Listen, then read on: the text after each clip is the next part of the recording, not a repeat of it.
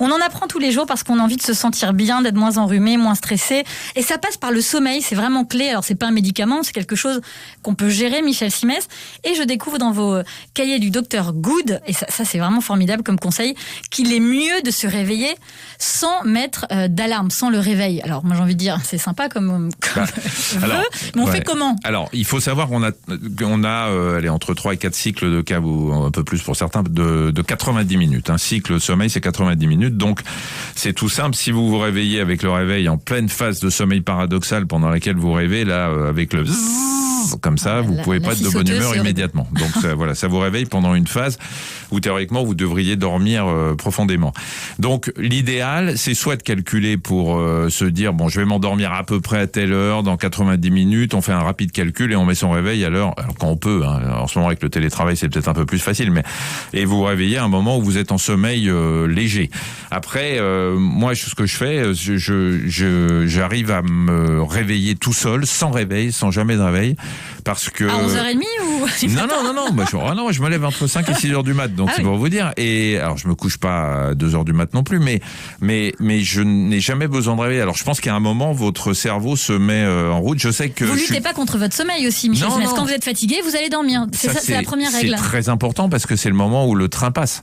On sait tous à quelle heure on a le train qui passe. Avec 23h pour moi. Écoutez, on pourrait vivre ensemble. C'est pas vrai. Si, je vous sens ému. Moi aussi, à 23h. Vous pourriez être mon père, non? Oui, allez, au revoir, chers auditeurs.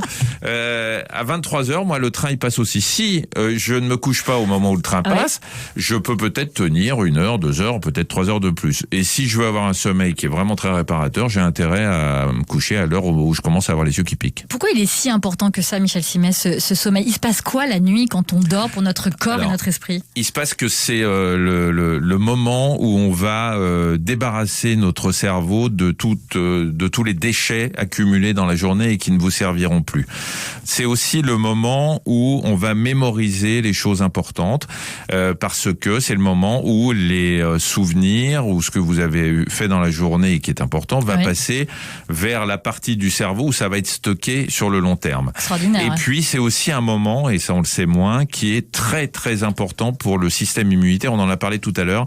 Si on ne dort pas, et on l'a prouvé par des études, les gens qui dorment pas suffisamment, qui ont ce qu'on appelle des dettes de sommeil, ont 3-4 fois plus de risques d'être infectés, d'avoir un rhume notamment, puisqu'on en a parlé tout à l'heure aussi, que des personnes qui ont une quantité de sommeil suffisante, tout simplement parce que c'est pendant la nuit que le système immunitaire se régénère. Et c'est pour ça qu'il ne faut pas regarder son téléphone juste avant de dormir trop longtemps. Alors, la fameuse lumière bleue. Les écrans et la fameuse lumière bleue vont perturber la sécrétion de la mélatonine, qui est l'hormone du sommeil. Et donc, on évite, c'est 1h30 je crois, c'est ça, hein. Il faut éteindre les écrans, ce qu'on fait pas toujours, 1h30 avant de dormir. On n'est pas au moins une demi-heure, c'est bien. Oui, une demi-heure, c'est bien. Surtout, il faut pas s'endormir avec l'écran devant les yeux, quoi. Minute Papillon sur France Bleu, Sidonie Bonnec.